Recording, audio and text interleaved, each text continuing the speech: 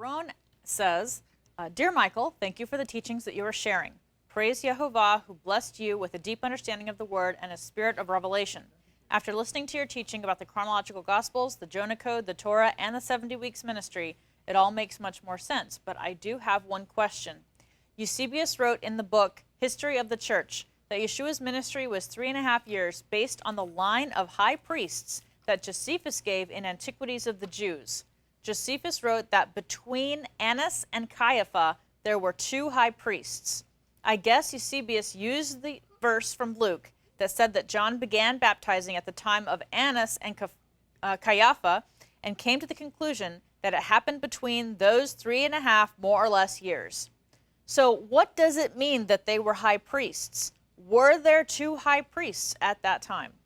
That's a simple misunderstanding of even English, which of course Josephus didn't write in English, but there's not 2 intervening priests between Annas and Caiaphas. It's between the 2 of them. There were 2 high priests, and they were high priests at the same time, and they were assigned by Rome. You'll notice that even with this, Eusebius trying to figure this out, Eusebius said Yeshua's ministry was 3.5 years, which is 1/2 of a week. He has told you the context. He is attempting to find a resolution or an answer to the 70 weeks of Daniel chapter 9. That's why he said 3.5 years, which is 1/2 of a week, okay? You will notice that Eusebius did not quote John chapter 6, verse 4, okay?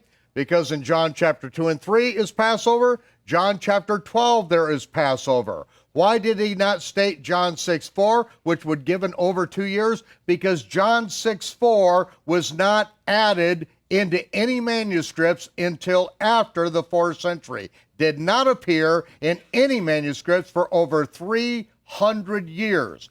Every church father, every historian for 300 years concurred, and not one dissenting opinion. Yeshua's ministry was about 1 year until Eusebius came up with this ridiculous, harebrained idea as his way of trying to decipher Daniel's prophecy that even Isaac Newton, which is far more intelligent than Eusebius, Isaac Newton couldn't figure it out. Eusebius, once he threw that 3.5-year ministry in, then later text, then they started adding this John, what turns out to be John 6:4, the Passover Yeshua never goes to, and in fact feeds 9,000 people with leavened bread during the feast of leavened bread in the Galilee.